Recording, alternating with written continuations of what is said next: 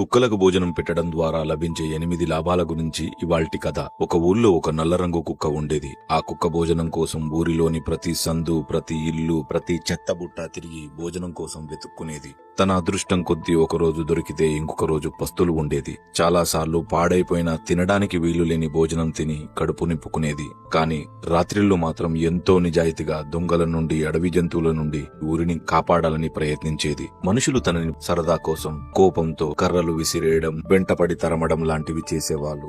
ఎవరో ఒకరు మహానుభావులు భోజనం పెడితే తోటి కుక్కలతో ప్రాణాలకు తెగించి పోరాడి సంపాదించుకోవాల్సి వచ్చేది.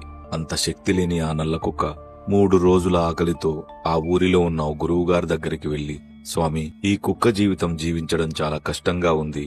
ఇది మేము చేసిన పాపమా, మాకు లభించిన వరమా అని అంటుంది. దానికి ఆ మహాజ్ఞాని, హే శునకమా, నీకు లభించిన జీవితం శాపం కాదు, నీ విలువ తెలియని మనుషుల జీవితం శాపంగా మారుతుంది, నీది కాదు అని అంటాడు. అది ఎలా స్వామి? మనుషులు పుడితే సంబరాలు చేసుకున్నట్టు మేము పుట్టినప్పుడు కూడా సంబరాలు చేసుకున్నారేమో.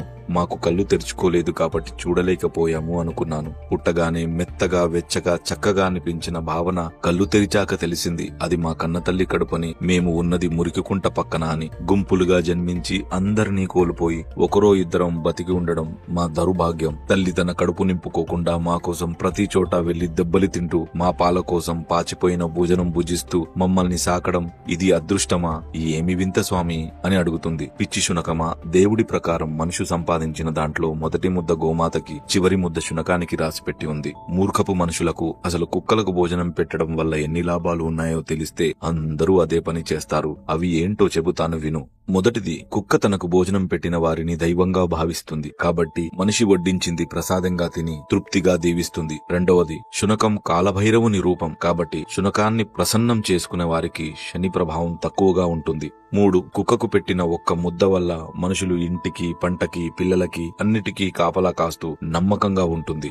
4, ఇంటికి జరిగే అరిష్టాన్ని ఆవు గ్రహిస్తే ఇంటికి పొంచి ఉన్న ముప్పుని కుక్క రానివ్వకుండా చేస్తుంది. 5, కుక్క ఒకే జంతువు మనిషి బాధని, కన్నీళ్లను కూడా చూసి అవి తొందరగా పోవాలని, నా యజమాని సంతోషంగా ఉండాలని మనస్ఫూర్తిగా కోరుకుంటుంది.